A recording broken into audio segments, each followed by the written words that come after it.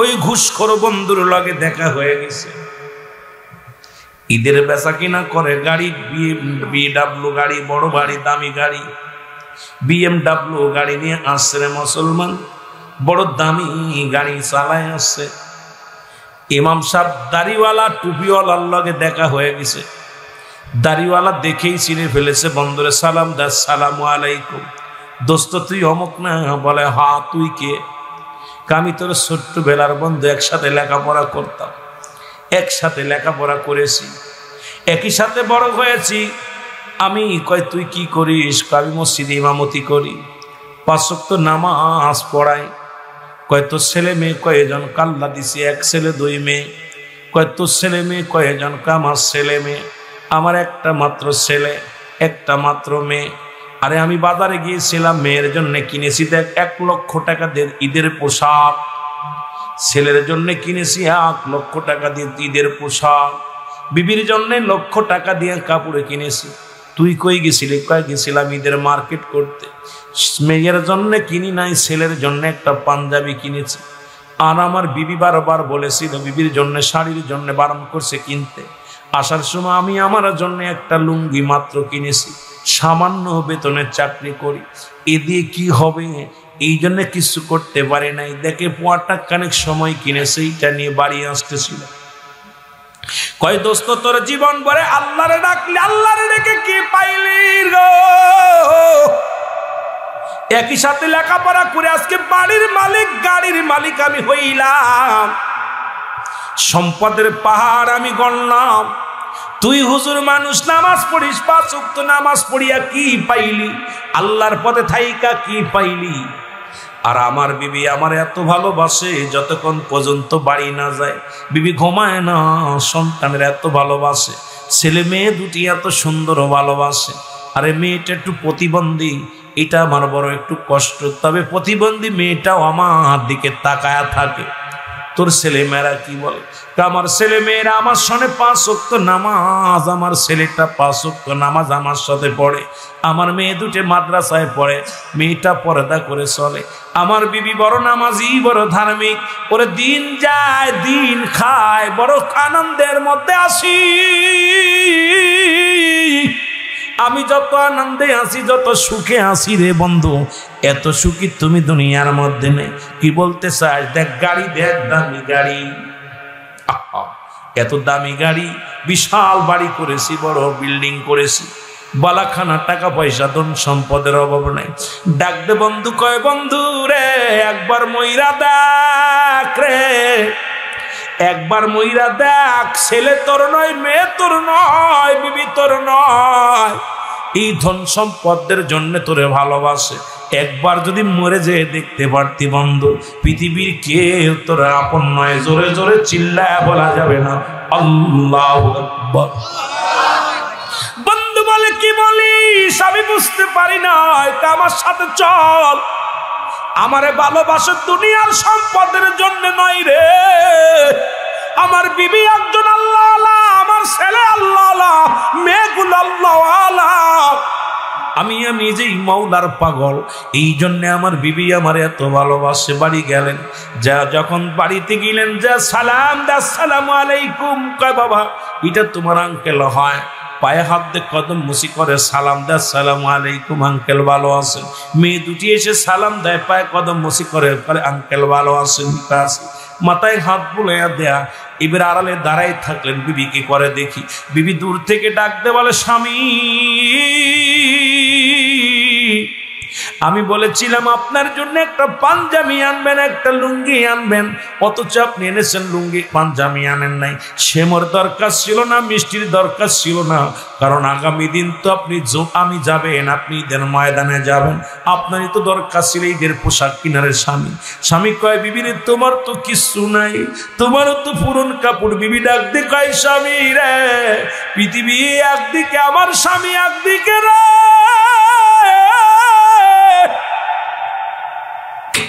আমার স্বামী যখন মিষ্টি মুখে একটা কথা বলে আমার সামনে যখন আসে, এর চাইতে দামি পোশাক আমার কাছে আর কি বাসে রে।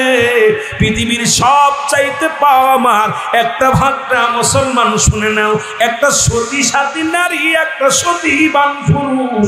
জোরে জোরে চিল্লায় বলা যাবে না আল্লাহ।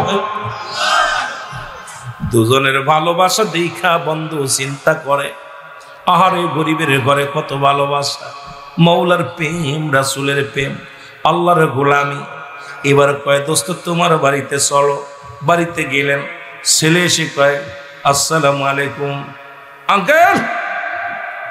বালামি আদা মেয়ে পাস আসসালামু আলাইকুম আঙ্কেল। ভাব তো খ্রিস্টান।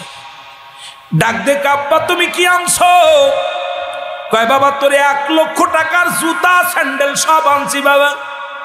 কয় বাবা এটা তো পছন্দ হলো না, এটা নিউ মডেল হলো না, এটা ওল্ড মডেল, এটা চলে না এখন, কি এটা পায় দেয়, এখন ডিজিটাল উঠছে যেটা, ওটা কেন নেই, এটা আমি পড়তাম না। মেয়েরা ডাক দে কয় মা এই নাও পোশাক। কয় বাবা পাগল হইছো নিয়ে, এখন তো গাগরি সেট চলে, ওটা চলে না বাপ। তুমি এই কোন বুড়ো কালের সেই আগে তোদের মধ্যে, আগে তো আদি যুগের মধ্যে পরে আছো, কি পোশাক নিয়েছো আমি পড়বো না। মার 1 লক্ষ টাকার সদায়, খেতা মারি তোর 1 লক্ষ টাকার টাকা দাও, আমি বাজার করবো। বিবিরে ডাক দে কয় বিবিরে এই শাড়িটা তোমার জন্য আসি। বিবি কয় তোমার মতো এমন মানুষ জগতে পড়ে নাই, এই শাড়ি কি মানুষে পরে, বাড়ি চাকর বাকরও পড়ে না। কয় বিবিরে শাড়িটার দাম 2 লক্ষ টাকা। কয় তোমার টাকা নিয়ে তুমি থাকো, আমার কাছে টাকা দাও, মার্কেটে যাবো। এবার দুই যে কারোর মন জয় করতে পারলেন না। বন্ধু কয় দেখছিস নি দোস্ত, দুনিয়ার মধ্যে এত সুখী করলি তারপরও মন জয় করতে পারলি না। আমার কলিজার টুকরা সন্তানেরা কিছু পাই নাই রে। আমি বাবা যখন বাড়ির মধ্যে গেছি রে, আমি বাবারে দেখি আমার কলিজার টুকরা মেয়েগুলো, বাবাগুলো জোরে এসে পায়ের মধ্যে পরে কদম মুসি করেছে। ডাকতে বলে বাবা, বাবা গো তুমি আমাদের জন্য বড় আশীর্বাদ, আল্লাহ তোমারে আমাদের মাঝে বাঁচায় রাখছে, শুকরিয়া আদায় করেছে। জোরে জোরে চিল্লায় বলা যাবে না আল্লাহু আকবার। আর একটু জোরে জোরে চিল্লায় বলা যাবে না আল্লাহ। বন্ধুর কানে এবার পানি গেছে, চিন্তা করে বন্ধুরে ঠিকই বলেছি, আমি কি সংসার করি, স্ত্রীর পছন্দ হয় না, ছেলের পছন্দ হয় না, মেয়ের পছন্দ হয় না। কয়ে তো কি তুই মইরা দেখ, পৃথিবীর কেউ তোর না। বলে কেমনে মরবো? যুবক বন্ধুরা শুনে না। কয় বন্ধু চলো যাই। এবার দুজন মিলে গেলেন। বলে বাড়িতে আসার সময় আমি তোমাকে বলবো সাপে তোমার দংশন করেছে, তুমি মারা গেছো। তোমার এই সাপের বিষটা যে তুলে নিতে পারবে সে মারা যাবে। তোমারে কতটুকু ভালোবাসা আজকে প্রমাণ হয়ে যাবে। তুমি শুধু পড়ে থাকবা, বাকিটা দেখাবো আমি তোমারে। জোরে জোরে চিল্লায় বলা যাবে না আমার বাবা। যে কথা সেই কাজ। দুজন সন্ধ্যা গনিয়ে আসলো। বন্ধু বন্ধু ইমানদার বন্ধু একটা দড়ি ডাকতে বলে ভাবি সব সর্বনাশ গো। বলে কি হয়েছে? আমার বন্ধুরে তো সাপে কাটছে। জোরে জোরে বলা যাবে না আল্লাহ। সাপে কাটছে, সর্বনাশ। বিবি দৌড়ে এসে কয় তাড়াতাড়ি আপনার বন্ধুরে বাঁচান। হুজার কাছে যায়, কয় হুজা ডাক দেন। হুজার কাছে গেছে, যা বলে হুজা সাপ বন্ধুরে সাপে কাটি নাই, বন্ধুরে কোনো সাপে কাটি নাই। আপনি যা বলবেন এমন একটা সাপে কামড় দিছে, এই বিষটা যে তুলে নিবে সে মারা যাবে, আর যে ব্যক্তির কামড়ে আছে সে ব্যক্তি বেঁচে যাবে। এই কথাটা বলবেন। দুনিয়ার কোনো হুজা এর বিষ নামাতে পারবে না, দুনিয়ার কোনো কবিরাজ এর বিষ নামাতে পারবে না। শুধু একমাত্র যিনি উপায় হলো এই বিষটা তার মুখ দিয়ে সুশি টান দিয়ে উঠায় নিতে হবে। বন্ধু যা বললেন। এবার হুজা আসলেন, যা বলে ভাবি সাপ সর্বনাশ। কি কই লোকের যে সাপে কামড়াইছে, এই লোকটারে যে সাপে কামড়ে দিছে গো, পৃথিবীর কোন হুজায় তারে বাঁচাইতে পারবে না, পৃথিবীর কোন ডক্টর তারে বাঁচাইতে পারবে না। কই বন্ধু তাড়াতাড়ি হুজুর সাহেব একটা ব্যবস্থা করেন, এ তো মারা যাবে। কয় মারা গেলে আমি বিধবা হয়ে যাব, আমার ছেলে মেয়ে বাবা হারা হয়ে যাবে, বড় কষ্টের মধ্যে জীবন যাপন যাবে, তাড়াতাড়ি বাঁচান। হুজুর ডাকতে বলে, ভাবি শোনেন গো, আপনার স্বামীর বাঁচানোর একটা উপায় আছে। বলে কি উপায়? উপায়টা হলো আপনার স্বামীর বিষটা যে মুখ দিয়ে তুলে নিবে, তুলে নিয়ে পরে সে মারা যাবে, আর দুনিয়ার মধ্যে আপনার স্বামী বেঁচে যাবে। যদি কোনো ব্যক্তি পারেন এই কাজটা করেন, কেউ রাজি হয় না, সবাই এর মুখের দিক, ছেলের মুখের দিক মেয়ে তাকায়, মেয়ের মুখের দিক বাবা মা তাকায়, তিনজনে শুধু তাকাতাকি করতে লাগলেন। বন্ধু ডাক দেখায়, ও বাবি সাপ, বাবি গো, সারা জীবন ভাই আপনার ভালোবাসা, সুদ খাইয়া ঘুষ খাইয়া অফিস থেকে লক্ষ টাকা কামাইয়া দামি দামি কাপড় কিনা দিছে, দামি পোশাক কিনে দিছে, দামি খাবার আনছে গো, আপনি বিষটা বাইজানের বিষটা আপনি তুইলা নেন, আমার বন্ধুর বিষটা তুলে নেন, বন্ধু বেঁচে যাক, আপনি মারা যান। বাবি কয়, আপনি কি পাগল হইছেন নি? ও যদি বেঁচে যায় আবার বিয়ে করবে, আমার ছেলে মেয়ের কি অবস্থা হবে? প্রয়োজন হলে আমি ও আমার স্বামী চলে যায় যাক, প্রয়োজন হলে আমি মানুষের বাড়ি বাড়ি কাজ করে ছেলে মেয়ে মানুষ করব, তবু মরতে রাজি না। হুজুর বন্ধু ডাকতে বলে, বাবারে তোমার মা তো বললো এই কথা, তুমি একটা কাজ করো, তোমার বাবা তোমার অনেক ভালোবাসে। ছেলেটাকে ডাকতে বলে, বাবা তোমার অনেক ভালোবাসে, কারণ তোমার জন্য দামি কাপড়, দামি জুতা, দামি পোশাক এগুলো তোমার বাবা ক্রয় করেছে বাজার থেকে। তুমি তোমার বাবার গায়ের এই বিষটা তুমি টানতে সুইসা নাও, তোমার বাবা বেঁচে যাক, তুমি মারা যাও। ছেলে বলে, চাচা পাগল হইছেননি, কেবলমাত্র আমি এসএসসি পাস করছি, আমার ভবিষ্যৎ আছে। আল্লাহ, সবে মাত্র এসএসসি পাস করেছি, আমার ভবিষ্যৎ আছে। সুতরাং যদি বেঁচে থাকি মানুষের দ্বারে দ্বারে চেয়ে খাবো, তবু মরতে রাজি নয়, মরতে রাজি নয়। জোরে বলা যাবে না আল্লাহ। মেয়েটাকে ডাকতে বলে, মেয়েরা তুমি মারা যাও, তোমার বাবার রক্তটা তুমি চুইসা নাও, তোমার বাবা বেঁচে যাক, তুমি মারা যাও, তুমি দেখতে প্রতিবন্ধী, হাত নাই, তোমার ভালো জায়গা বিয়ে হবে না, মারে তুমি মারা যাও, তোমার বাবার বিষটা তুলে নাও, তোমার বাবা বেঁচে যাক, তুমি মারা যাও। মেয়ে কয়, চাচা পাগল হইছনি, প্রয়োজন হলে মানুষের দ্বারে দ্বারে ভিক্ষা করে খামু, চেঁচা খামু, এখন আমি মরতে রাজি না। বন্ধুর পাশে দাঁড়ায় বন্ধু ডাক দিয়ে বলে, বন্ধুরে তোর বিবির জন্য কত সুদের কারবার করলি, ছেলে মেয়েদের জন্য কত ঘুষের কারবার করলি, বাড়ি করলি, গাড়ি করলি, দুনিয়ার সম্পদের পাড় করলি, এখন তোর জন্য কেউ মরতে রাজি নয়। ডাক দে কয়, বাবি আমার বন্ধু বেঁচে যাক, আমি মারা যাব, আমার বন্ধুর পায়ের আমি মুখ লাগায়া ওই বিষটা তুলে নি, আমি মারা যাই, আপনার বন্ধু বেঁচে থাক, তবে মরার আগে একটা দাবি করে যায়, আমারও 3টা সন্তান আছে, তাদেরকে একটু দেখবেন, শুনবেন। এবার ভাবি কয়, ঠিক আছে আমি সব দেখবো, আপনি তাড়াতাড়ি বিষটা তুলে নেন। আল্লাহ এরা ডাক্তার কয়, বন্ধু বন্ধুরে কার জন্য দুনিয়া এত কিছু করলা গো, কার জন্য বাড়ি, কার জন্য গাড়ি, কার জন্য সম্পদের পাহাড় বানাইল, কেউ তোমার নয়। এখন আমি মৃত্যু পথের যাত্রী, তোমার বিষটা আমি তুলে নিব, আমি মারা যাই। এবার মুখটা লাগায়া বিষটা তুলছে, লাভ দে মিথ্যা মিথ্যা মুসলমান, লাভ দে উঠে বলে, বন্ধুরে আর বুঝতে বাকি নাই, যাদের জন্য অফিসে বইয়া ঘুষ খাইলাম, যাদের জন্য কত হক না হকটারে না হক বানাইলাম, না হকরে হক বানাইলাম, দুনিয়ার মধ্যে বালাখানা বানাইলাম, বাড়ি বানাইলাম, গাড়ি বানাইলাম, আজকে আমার আর বুঝতে বাকি নাই পৃথিবীর কেউ আমার নয় রে। আমি আজ থেকে আর এক ওয়াক্ত নামাজ কাজা দিব না, আজ থেকে আর আমি হারাম খাবো না, এই লাও সংসারের চাবি নাও। আরে বিবিরে ডাক দে, কয় বিবি রে আমার আর চিনতে বাকি নাই, সব কিছু করে থাকলো আমি নিলাম বিদায়। আরে যে দেশের মানুষ আমার জন্য নয়, যে পৃথিবীর মানুষ আমার জন্য কেউ নাই, আরে মরণের পরে আমার কেউ হবে আমার আর বুঝতে বাকি নাই। আল্লাহ তুমি আমারে ক্ষমা করে দিও, আমি তোমার পাগল দিওয়ানা হয়ে গেলাম। জোরে জোরে চিল্লায় বলা যাবে না সুবহানাল্লাহ? ডাক দেখে বাবি সাপ, বন্ধু দেখছো পৃথিবীর এত টাকা পয়সার জন্য তোমাকে ভালোবাসো, আজকে আমাদের সন্তানাদি আপনি একটু দেখবেন, একটু যদি 10,000 টাকা চাই না দিলেও ছেলের মুখের দিক তাকানো যায় না, মেয়ে একটা দামি কাপড় চাইলে না দিলে মুখের দিক চায়, বিবি যদি আপনি একটা জিনিস চাইলে দিলেন না আপনার প্রতি ক্ষুব্ধ হয়ে গেল।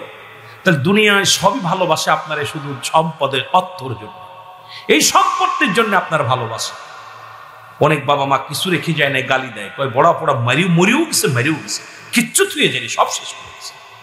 তাহলে বোঝা গেল এই দুনিয়া বল হুয়া কেলাফ, এই দুনিয়াটা হলো পচা দুর্গন্ধ মরি, মানুষের চরিত্র কুকুরের চরিত্র।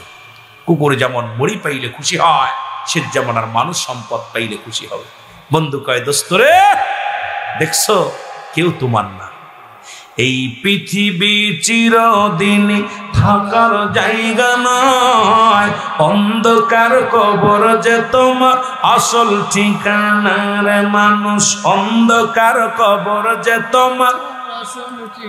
এই আমি চলে যাব আমায় তোমরা ভুইলা যাও না, আমি চলে যাব আমায় তোমরা না, আমার মরণ আসিবে কখন কেউ তো জানি না, আমার মরণ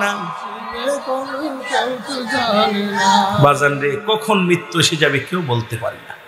আর মানুষের মৃত্যু তো এই দুইটা টাইমে হয়, একটা হলো রাতের বেলা, একটা হলো দিনের বেলা। এ যুবক যে কথা বলতেছিলাম, আল্লামা মুফতি আমজাদ আলী সাহেব কিতাবের মধ্যে লিখলেন, দুনিয়ার মানুষ শোনো, মানুষ যখন সাধারণ মৃত্যুবরণ করে, ইমানদার মৃত্যু হয় কেমনে?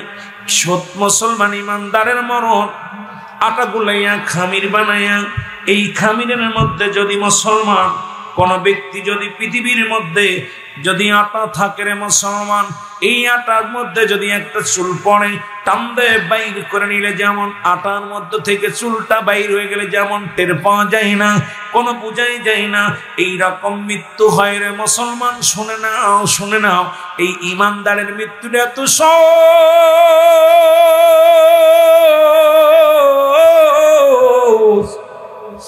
ও যুবক বন্ধু শুনে নাও, কথাগুলো বলতে গেলে বড় কষ্ট হয়। মুসলমান আল্লামা মুফতি আমজাদ আলী তার কিতাবের মধ্যে লিখলেন, 70টা উটের গায়ের চামড়া জবাই না করিয়া উল্টো দিকে টান দিয়া লবণ আর মরিচ লাগা দিলে যতটুকু যন্ত্রণা হয়,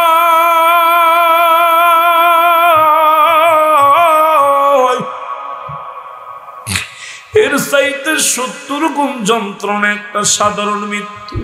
এখন মরণকালে যারা পায়খানা করে দেয়, মরণকালে তাদের জিহ্বা বাইর হয়ে যায়, মরণকালে কত মানুষের দাপন পরাইলা, কত মানুষের কাপড় পরাইলা, কত মানুষের গোসল করাইলা।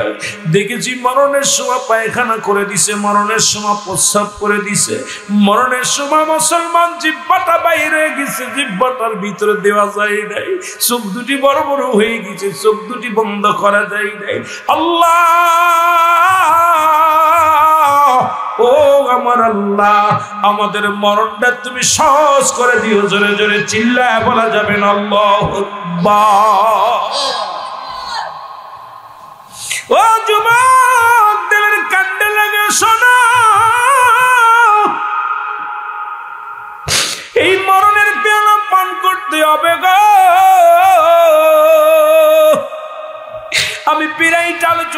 মধ্যে বলি একজন নবী এখনো জান্নাতের মধ্যে আছে। হযরত মুসলমান ইদ্রিস আলাইহিস সালাম উনি ইন্তেকাল করেছিলেন, আবার জিন্দা হলো, জিন্দা অবস্থায় জান্নাতের মধ্যে আছে। ইদ্রিস আলাইহিস সালামকে আমার রব্বি কারীম ডাক দে, কয় দোস্ত, ডাক দে, বলে বন্ধু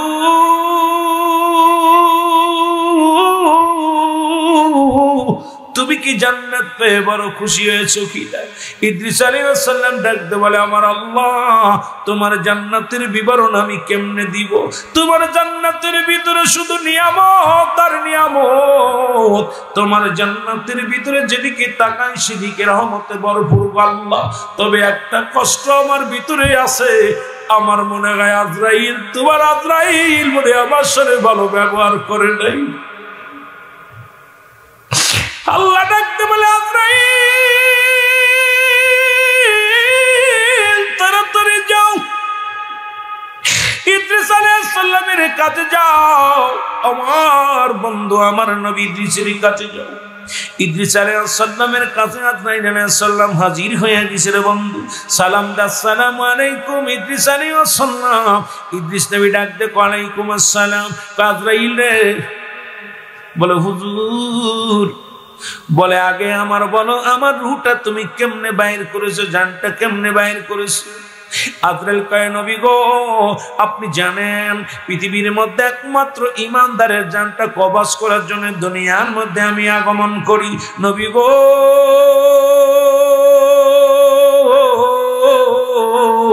আসমানে আমার মাথা, জমিনে আমার পা মুবারক, সারা পৃথিবীর পানি যদি আমার মাথায় ঢেলে দেয়া হয়, একটু পানি গড়ে জমিনের মধ্যে পড়বে না। আমি এত বড় দানব, জোরে জোরে চিল্লায় বলা যাবে না আল্লাহু আকবার। এরে আজরাইল ডাকতে বলে,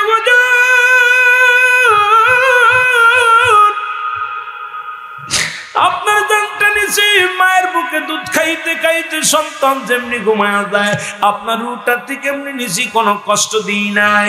আজরাইল যখন এই কথা বলছি, ইদ্রিস আলাইহিস সালাম ডাকতে বলে, আজরাইল,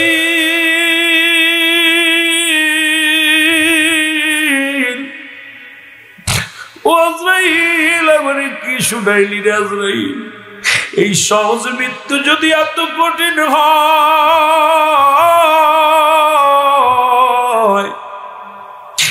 আমার মন বলে তুই জীবিত মানুষের গায়ের চামড়া গুলো ছিঁড়ে নিছ। আমার মন বলে আমার কলিজাটা জীবিত মানুষের কলিজা টানতে বাইর করে নিছ। আরে আজরাইল, ওরে যাদের মরণের সময় পায়খানা প্রস্রাব করে দেয়, যারা দুনিয়ার মতো জিহ্বা বাইর হয়ে যায়, একটা অঙ্গ পড়ে যায়, তাদের মৃত্যুটা কত কঠিন হয়, জোরে জোরে চিল্লায় বলা যাবে না আল্লাহু আকবার। ইদ্রিস আলাইহিস সালাম ডাকতে বলে, আজরাইল, আমার এত আসানে মৃত্যু দিছে, এটা যদি এত যন্ত্রণা হয়, তাহলে কঠিন মৃত্যুটা কত কঠিন। আজরাইল বলে, হুজুর, আমি সবার জান কবজ করতে দুনিয়া আসি না। মুনাফিক জাহান্নামীদের জানটা যখন কবজ করি, আমি আকাশ থেকে এমন একটা ধমক মারি, এই ধমকটার চোটে কলিজাটা ছিঁড়ে পাতার বাষ্ট হয়ে যায়, এই নাক মুখ দিয়ে রক্ত বাইর হয়ে যায়, কান দিয়ে রক্ত বাইর হয়ে যায়, একটা অঙ্গ পড়ে যায়, বেকা হয়ে যায়, জিহ্বা বাইর হয়ে যায়, এরপরে তাদের চোখ দুটি বড় বড় হয়ে যায়, হাত পা বেকা হয়ে যায়, কারণ আমি তাদের রূহটা বাইর করি শুধু ধমক দিয়া। আমি এত বড় দানব, আমি সবার রূহ বাইর করার জন্য জমিনে আসিনি। একমাত্র ইমানদার যারা, আল্লাহ ওয়ালা যারা, আল্লাহ বলে, দত্তলিন কাফিরিন, ওই কাফের বেঈমান মুনাফিক যারা, এদের জন্য, যাদের জন্য প্রস্তুতি আছে একটা ছাত্র জাহান্নাম, এই জাহান্নামীদের রূহ তো বাইর করার জন্য আমি দুনিয়া আসি না, এটা উপর থেকেই হাক মারি, এমন ভাবে হাক মারি তার কলিজাটা ফেটে যায়। আল্লাহু আকবার। আরো জোরে বলেন, আরো জোরে বলেন। জাহান্নামীদের জন্য কয়টা জাহান্নাম? কাফের মুশরিকদের জন্য প্রস্তুতি আছে 7টা জাহান্নাম। কয়টা জাহান্নাম? 7টা। জোরে বলেন, কয়টা? কিনা কিনা যাবেন? যাবেন তো? আমার ভাইরা, আমার বন্ধুরা, আমার গভীর মনোযোগ, একটু কথা বলে আসি। মরণের মধ্যে যদি থাকে শুধু, আজকে মসজিদের মাহফিল, মসজিদের উন্নয়ন প্রকল্পের মাহফিল। বাবারা আমার, বাদশাহ শাহজাহান উনিও একটা মসজিদ বানাইলেন। যেহেতু কথাগুলো বলতেই হবে, আমার শোনার দরকার, বলারও দরকার। পৃথিবীর মধ্যে বাদশাহ শাহজাহান একখানা মসজিদ বানাইলেন। মসজিদটার নাম হলো দিল্লির জুম্মা মসজিদ। সুবহানাল্লাহ বলেন। নাম কি? জোরে বলেন, নাম কি? দিল্লির জুম্মা মসজিদ বানাইলেন 10 বছর ধরে সাধনা করে। কয় বছর? 10 বছর ধরে সাধনা করে একখানা মসজিদ বানাইলেন। মনে রাখবেন, মৃত্যুর ওয়াজ করতেছি। হঠাৎ কেন মসজিদের দিকে গেলাম? কারণ বাদশাহ শাহজাহানের স্বপ্ন ছিল উনি মসজিদের পাশে ঘুমাইবে, ইমাম সাহেব কুরআন তেলাওয়াত করবে, শুনবে, মুয়াজ্জিন সাহেব আযান দিবে, ওই মসজিদের মেম্বারের নিচে শুয়ে শুয়ে কুরআন তেলাওয়াত আযানের ধ্বনিগুলো শুনবে। জোরে বলেন মারহাবা। 10 বছর সাধনা করে মসজিদখানা বানাইলেন।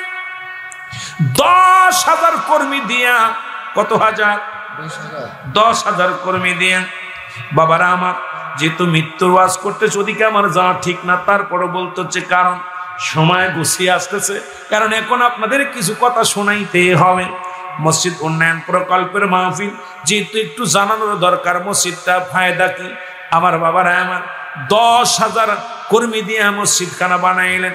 হাফেজ দিয়ে 10 মুসলমান 1000 খতম পড়া, প্রতিদিন কোরআন খতম করতেন মুসলমান। আর কাজ শুরু করতেন। মসজিদখানা যখন নির্মাণ হয়ে গেল, বাদশাহ শাহজাহান প্রথম জুম্মার নামাজ পড়লেন।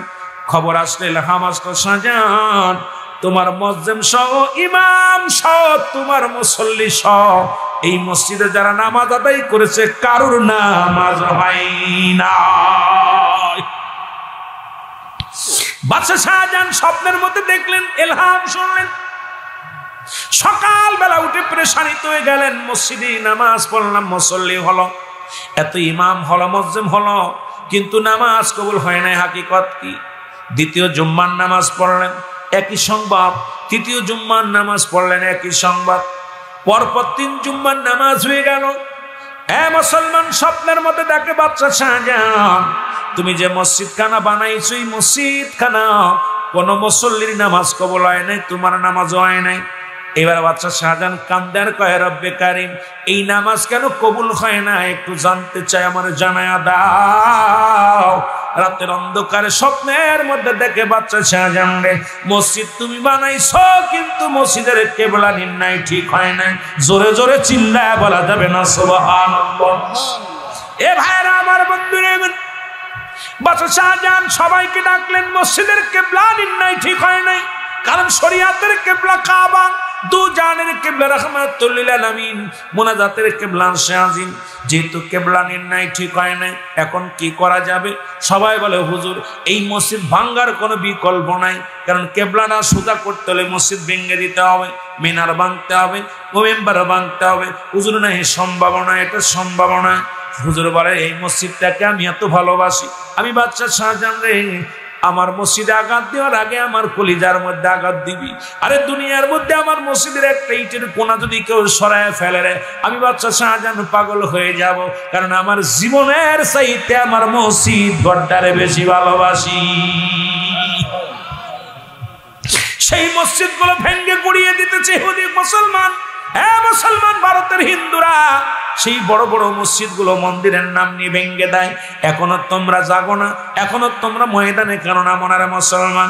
আর বাংলাদেশের হিন্দুদের মন্দিরই পাহারা দিই আমরা, আর ওদিকে মুসলমানদের মসজিদ ভাঙ্গে কারা? এদিকে একবারও তাদের নজর নাই, খেয়াল নাই। এর চাইতে কষ্ট আর থাকতে পারে না। জোরে জোরে চিল্লায় বলেন ঠিক কিনা? আমার ভাইয়েরা, আমার বন্ধুরা, আমার যে কথাগুলো বলতেছি খেয়াল করবেন। এবার সবাই মিলে একটা পরামর্শ দিলেন, দেখেন এই জামানার মধ্যে কোনো ভালো ব্যক্তি পান কিনা, যার কাছে গেলে একটা ভালো পরামর্শ দিবে। বাদশাহ শাহজাহান উজিরকে বললেন, উজিরে খবর নাও, খবর নাও, এই দিল্লির জমিনে এমন কোনো ভালো ব্যক্তি, আল্লাহওয়ালা ব্যক্তি আছে কিনা, যিনি আমার মসজিদের একটা সমাধান দিতে পারবে।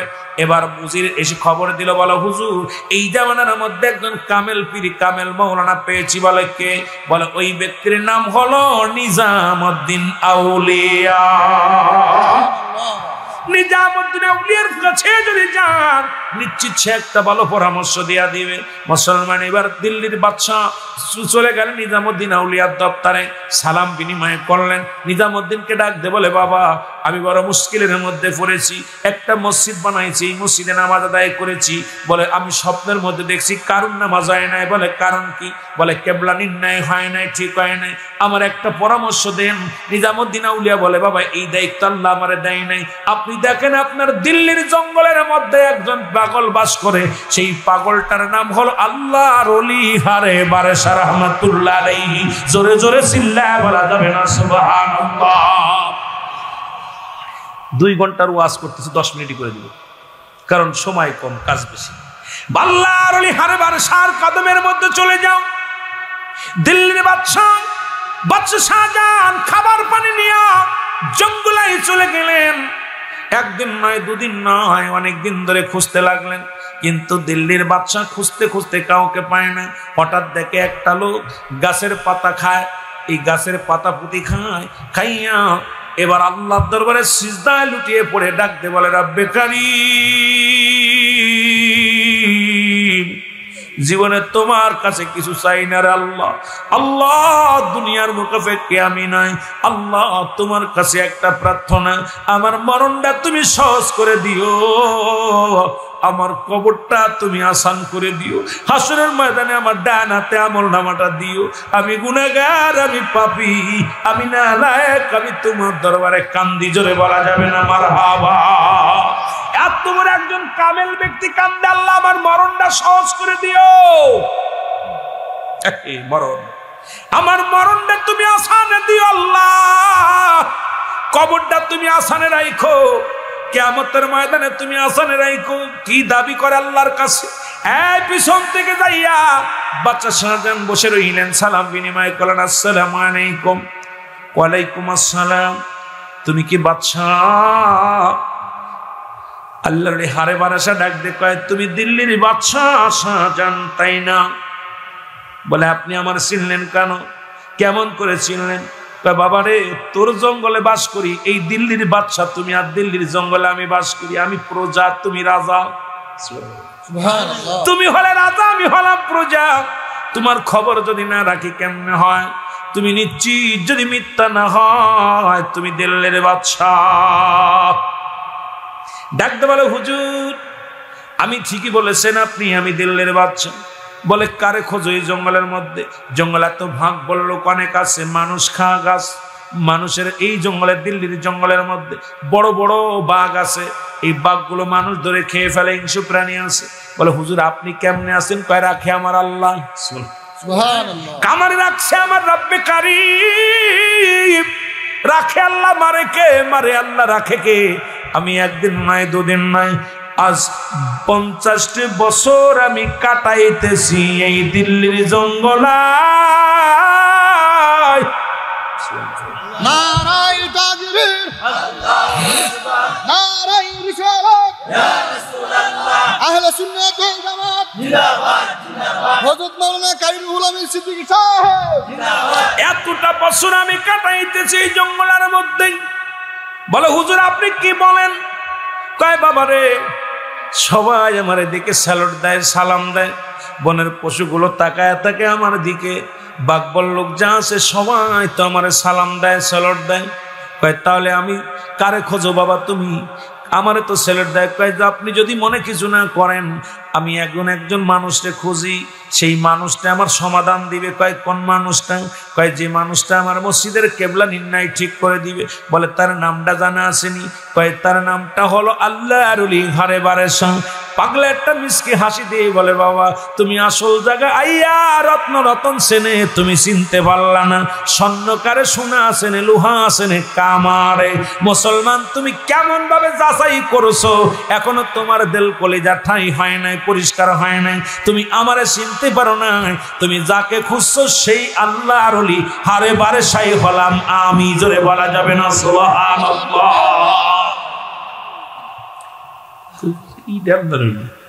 গায়ে বল নাই, জুবাইর কামালের মতো একদম হ্যাংলা মানুষ, গায়ের মধ্যে কোনো বল নাই, একবার কাবু মানুষটা গায়ের একদম হাড্ডি গুড্ডি বাইর হয়ে গেছে। বলে হুজুর আপনার কাছে আছি, আমার এই মসজিদটা ঠিক করে দিতে হবে। আল্লাহর ওলি বলে বাবারে তোমার এই মসজিদটা আমি ঠিক করে দেয়া কোনো ব্যাপার না, ও তো ধাক্কা দিলেই সরে যাবে, জোরে বলা যাবে না সুবহানাল্লাহ।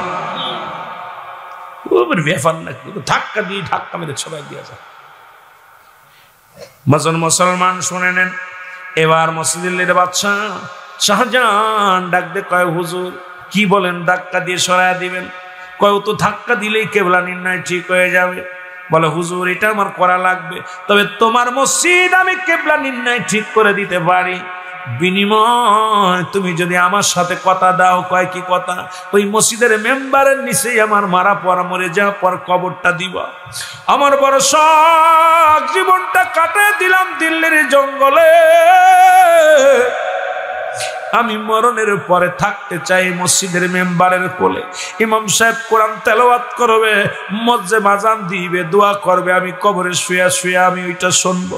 যদি তুমি কথা দাও যে আমার এই মসজিদের মেম্বারের নিচে আমারে রাখবা, তাহলে তোমার মসজিদের এই কিবলা নির্ণয় আমি ঠিক করে দিব, জোরে বলা যাবে না সুবহানাল্লাহ। বাদশা শাহজাহান ডাকতে বলে হুজুর মনে বড় আশা ছিল আমি ওই মসজিদের মেম্বারের পাশে ঘুমাবো, কারণ ওই কবরে শুয়ে শুয়ে কোরআন তেলাওয়াত শুনবো, আমি ওই কবরে শুয়ে শুয়ে আমি আযান শুনবো। হুজুর আমার বড় আশা ছিল। কয় তাহলে তুমি যাও, তোমার মসজিদ ঠিক করা সম্ভব নয়। বলে হুজুর আমি আপনাকে কথা দিলাম ওই মেম্বারের নিচে আপনাকে রাখবো, চলেন। নিয়ে চলে আসলেন দিল্লির বাদশাহ। দিল্লির জঙ্গল থেকে আল্লাহর ওলি হারে বারে শাকে নিয়ে চলে আসলেন। আসা পর লোকজন ডাক দিলেন, হুজুর সবাই ডাক দাও। ডাক দিলেন, সবার সামনে বলেন এই পাগল আল্লাহর ওলি হারে বারে শাহ, উনি আমার মসজিদের কেবলা নির্ণয় করে দিবে।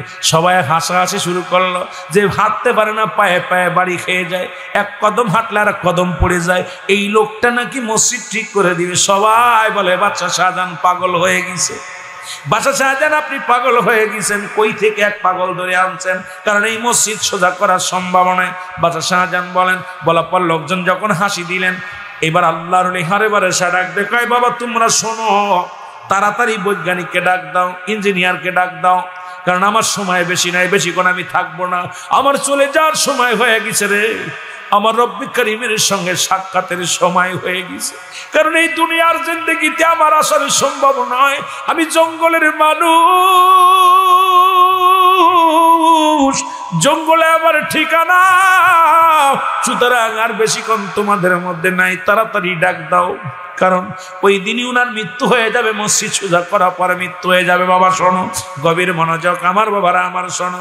ডাকতে বলে বৈজ্ঞানিক নিয়ে আস, ইঞ্জিনিয়ার আনলো। ইঞ্জিনিয়াররা আসা বলে বলেন হুজুর কেমনে কি করবেন? এবার আল্লাহর ওলি 2 রাকাত নামাজ পড়লেন। নামাজ পড়ে যে মসজিদে হাত লাগা ডাকতে কয় আল্লাহ মসজিদ তোমার, আমিও তোমার।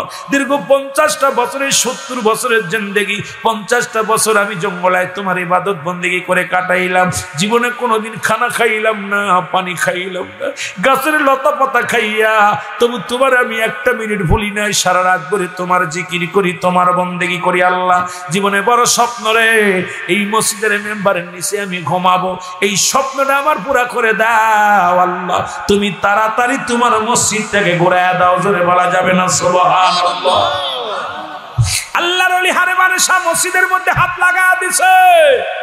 হাত লাগা বলে মসজিদ তুমিও আল্লাহর, আমিও আল্লাহর, তোমার চাইতে আমি কম নয়, তোমার ভিতরে বান্দা সিজদা মারে আর আমি গোলাম, আমি মাওলার সিজদা করি, তুমিও আল্লাহর, আমিও আল্লাহর। তুমি যেমন আল্লাহর কাছে প্রিয়, আমিও ইবাদত করতে করতে আমি আল্লাহর কাছে প্রিয়, আমি আল্লাহ সেই সত্তার কাছে প্রার্থনা করেছি রে মসজিদ, তুমি তাড়াতাড়ি কেবলা ঠিক হয়ে যাও। সঙ্গে সঙ্গে কেবলাটা নির্ণয় ঠিক হয়ে গেছে। হ্যাঁ মুসলমান শোনো, সঙ্গে সঙ্গে মসজিদ একা একা ঘুরে গেছে। যারা দিল্লি জুম্মা মসজিদে যাবেন বাবা, ওই দিল্লি জুম্মা মসজিদের নিচেই আল্লাহর হারে বারাসার কবরস্থান, কবর দেয়া হয়েছে, মাজার আছে। মুসলমান ওই মসজিদে যারা যাবেন ওই মসজিদে নামাজ আদায় করবেন। নামাজ আদায় করলে দেখবেন একটা মানুষ, একাধিক মানুষ দেখা যায়। এর বাচ্চা শাহজাহান বললেন, অমুসল্লিরা তোরা শোন, আমাকেও মসজিদের পাশে শোয়া দিবি, কারণ এই মসজিদটাই কিয়ামতের ময়দানে আমার পার করবে। এই মসজিদের মধ্যে যারা দান করেছে আমার আল্লাহর দরবারে দরখাস্ত করবে। এই মসজিদের জন্য যারা মেহনত করেছে রব্বে কারিমের কাছে প্রার্থনা করবে। সুতরাং মসজিদের যত্ন করা লাগবে। মসজিদ হলো আল্লাহর ঘর। মুসলমান শুনে নাও, এই মসজিদের ভিতরে যে ব্যক্তি দুনিয়ার মধ্যে মসজিদটাকে যে ব্যক্তি যত্ন করবে, মসজিদটাকে যে ব্যক্তি ভালোবাসবে, মসজিদের জন্য যিনি খেদমত করবে, আল্লাহ তাআলার প্রিয় বান্দা হয়ে যাবে। জোরে বলা যাবে না সুবহানাল্লাহ। একজন চালাক ব্যক্তি কবর ওয়াজ শুনিয়া বাড়ি যাইয়া বিবিরে বলছে, ছেলে মেয়েদের বলছে, বাবারে আমি যদি মারা যাই, শুনেছি উলামা একরাম আলোচনা করেছে কবরের ভিতরে বড় ভয়ঙ্কর, ওই কবরটা আমি বড় ভয়ঙ্কর গো, ওই কবরটা হবে বড় বিপদ। এই লোকটা কবরের ভয়ে ডাকতে বলছে, বাবারে যদি মারা যায় কবরে হিসাব হবে, আমারে কবর না দিয়ে আমারে আগুন দিয়ে পোড়াইবি, আগুন দিয়ে পোড়াইয়া 3টা ভাগ করবে, একটা ভাগ ফেলাইবি, সাগরের মধ্যে ছাই ফেলাবি, আগুন দিয়ে পোড়াইয়া ছাই বানাবি, এই ছাইগুলো একটা ভাগ পানির মধ্যে ফেলবি, আর একটা ভাগ জঙ্গলের মধ্যে ফেলে দিবি, আর একটা ভাগ বাতাসে উড়াইয়া দিবি। জোরে জোরে চিল্লায় বলা যাবে না আল্লাহু আকবার। এরে মুসলমান, উনি মারা গেল, উনার ছেলেরা এবার কি করলেন? ওনার ছেলে মেয়েরা বাবার ওসিয়াত মোতাবেক তাকে আগুন দিয়ে পুরানো হলো। পুরাইয়া ছাই বানাইয়া 3টা ভাগ করলেন। একটা ভাগ সাগরে ফেলে দিলেন, আর একটা ভাগ বাতাসে উড়াইয়া দিলেন, আর একটা ভাগ জঙ্গলের মধ্যে ছাড়াইয়া দিলেন। আমার রব্বে কারিম ডাক দিয়ে বলে, জিবরিল তাড়াতাড়ি যাও, ওই সাগরের ছাইগুলো তুলে আনো। ওই বাতাসে উড়াইয়া দিছে ছাইগুলো তুলে আনো। ওই না পানির মধ্যে ফেলে দিছে মুসলমান, ওই কিসের মাছ মুসলমান, ওই বাতাসের ছাইগুলো তুলে নিয়ে আসো। ছাইগুলো একত্রিত করা হলো, করে যখন গান্দাটারে আবার জীবিত করা হলো, আমার আল্লাহ কয়, জিবরিলে জিগাও ওই ব্যক্তি এমন কাজটা করলো কেন? দুনিয়ায় তো সে মুসলমান ছিল, একজন মুসলমান থাকা পরও কেন তার বডিখানা আগুন দিয়ে পোড়াইতে বলল? একটু জিগায় আসো। এবার জিবরিল আমিন জিগায়, বান্দা আল্লাহর বান্দা তুমি এমন কাজটা করছো কেন? বলে, আল্লাহর বান্দা তুমি এমন অপরাধ করেছো, নিজের দেহখানা পোড়ায়া ছাই বানাইলা, কিসের জন্য বলো? বান্দা চোখের পানি ছেড়ে বলে, কবরের ওয়াজ শুনেছি, কবরে বড় সাপ বিশ্ব আছে, ওই কবর বড় কঠিন রে,